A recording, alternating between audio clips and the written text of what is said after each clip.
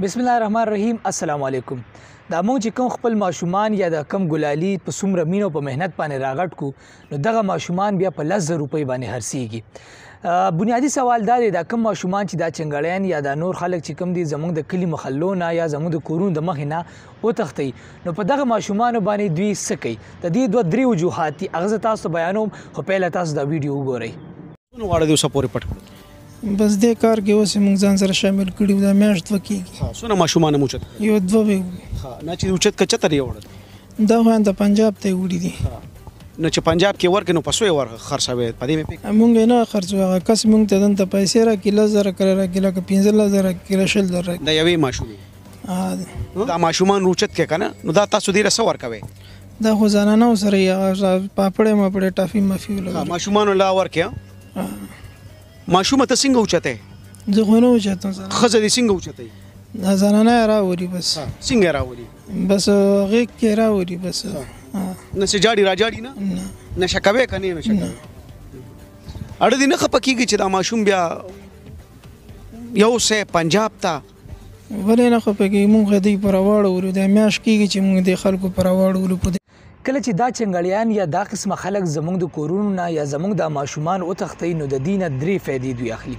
نمبر فرست کله چې دا ماشومان دی وتښتئ نو د دغې د انسان د وجود چې څومره اعضا دي چې پای کې ګردې دي لیور دی یا نور چې څومره اعضا دي یا د وجود چې څومره حصې دي چې هغه ټرانسپلانټ کیږي د یو انسان نه بل انسان ته لګي نو د دغې دپاره دا ماشومان چې کله وتښتئ نو هغه بیا دغه یو ګروپ یو هغه ګروپ چې کوم دی بیا د دغې د وجود د اعضا لرکي او دا په مختلف اسپتالونو باندې هرڅیږي.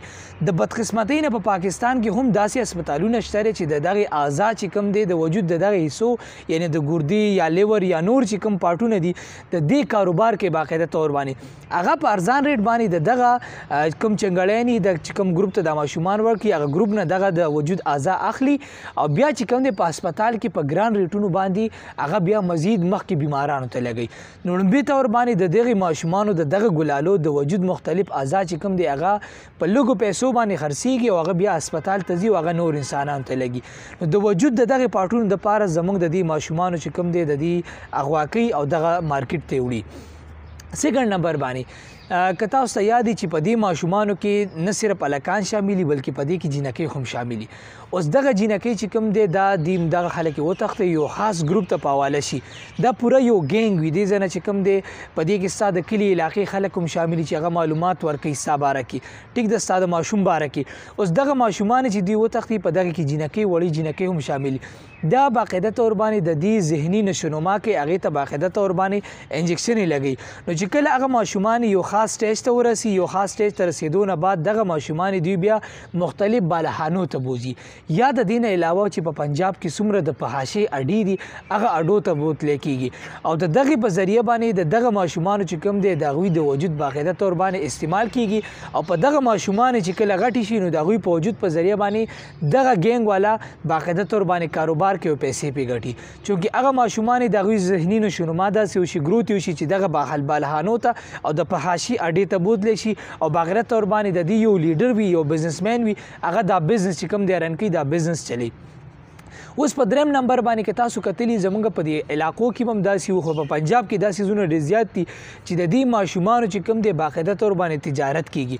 اوس دا قانوني طور باندې چې کوم دی دا خو چیز چونکې پاکستان کې بین دی انټرنیشنلي بین دی چې د انسانانو تجارت نشي کولی انسانان اخیستی خرڅول هغه بند دي. نو دوی داسې کار کوي چې دا ماشومان چې کله دوی بوځي لږې غټ کړي د هغې نشونما او ذهني ټریننګ وکړي نو بیا دا په مختلف کارخانو باندې یا موږ پکې یو مثال اخیستی چې د بټۍ کار د ټولو نه زیات سخت وي نو په هغه بټو باندې خرڅوي. نو په هغه بټو کې چې کوم دی بیا په دغه ماشومانو باندې څومره سختي کېږي مثلا دوی ته که 1,000 روپۍ ورکړی کېږي نو د 1,000 په ځای باندې دوی نه د 4,000-5,000 روپو کار اړي. نو چې کوم څومره سخت کارونه دي او څومره فیکټرینې چې د هغوی کارونه مشکل دي نو هغه ماشومان چې کوم دی بیا دغه فیکټرینو ته یا دغه د بټو چې څومره کارخانې دي هغې ته ورکړی کېږي او د هغې نه باقاعده طور باندې کار اخلي. نو اوس دا چې کوم دی نه صرف یو کس په دې کې شامل وي بلکې په دې کې چې کوم دی پوره یو ګینګ شامل وي. د دې ځای نه چې کوم چنګړیان یې هغه په 100,000 روپۍ مزدورۍ باندې دغه ماشومان د دې ځای نه وتښتئ بیا مخکې یو ګروپ ته په حواله کړي. نو چې یو ګروپ ته په حواله شي نو هغه ګروپ چې کوم دی باقاعده طور باندې بیا هغه مخکې بوځي. نو هغه ګروپ چې کوم دی باقاعده قادر په دې ټول پاکستان کې چې کوم دی هغه لیډ کوي. اوس د یوسف جان دا ویډیو خو تاسو وکتل، خو په دې کې د پولیس ته پکار دي، خاص طور پر KP ګورنمنټ ته پکار دي، چونکه KP ګورنمنټ ته پته ده دا سړومبی واقع نه ده. په پاکستان کې چې څه کېږي حکومت ته او ادارو ته د خلکو ته باقاعده طور باندې پته په دې باندې بزنس کېږي او هر یو کمیونټي ته، هر یو ګروپ ته، هر یو کلاس ته باقاعده طور باندې د دې پیمنټ کېږي، د هغې د پیسو یو حصه ملاویږي.